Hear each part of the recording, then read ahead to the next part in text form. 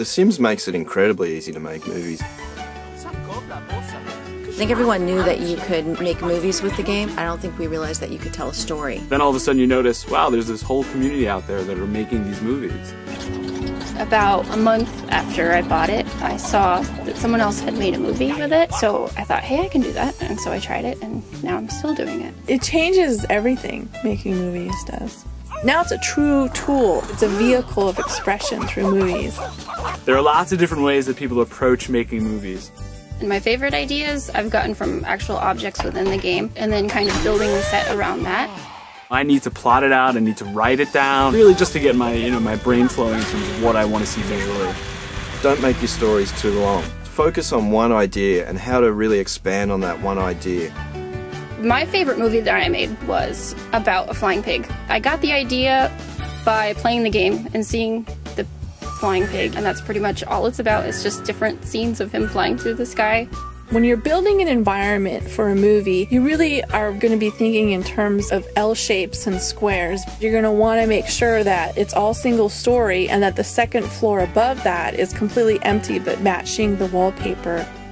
Then you can go in and use some of the neighborhood objects. You can put down city buildings or rocks so that when your sim is walking outside, you have just this amazing background. I call it my 5-block radius. For movie making, it's best to build on residential lots. I try not to build community lots. They're neighborhood sims on community lots that you can't control and that come and go and walk through your shots and ruin them.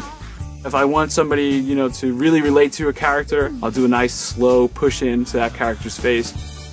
To end a scene, you want to pull that camera out, let your character leave the frame. That's a great moment to cut right there. You've created this gorgeous room and your sim's just so beautiful playing the piano, but you want to make sure that you're taking the time to maybe do a close-up frame on their hands on the piano. You want a wide shot to establish where you are. Then you want to start playing with your close-ups, your medium shots. Learn how to lock your camera. You find a shot you love, hit your Control 4, your Control 5, and then you're set in place. So you can always go back to it if you miss a shot and you're not really happy with what your little sim actors did. You should really be prepared to keep reshooting what you've done, just to really make it the best that you can. As in any filmmaking, you want to think about lighting. You can move lights around off screen to make your shots more interesting. The neon pack that nightlife offers is the best thing for movie makers. Even if it's daytime, you still might want to add some lights and create some more depth. Separate your sim from the background a little bit. You've created your sim. If you put her in the bedroom and you've made a red duvet cover and you have red carpeting and maybe white walls, it's really not going to pop out. Whatever you want the eye to land on is the central part of that scene. The background is just something to kind of enhance and make her pop out. Another trick that you can do to create more pop to your shots, create a sense of perspective. You might try placing some objects closer to the camera. Soft focus leaves, sort of cornering the frames. Put the DJ booth really close up front, and then the dance floor is in the back. Put a plant right next to the edge of the frame.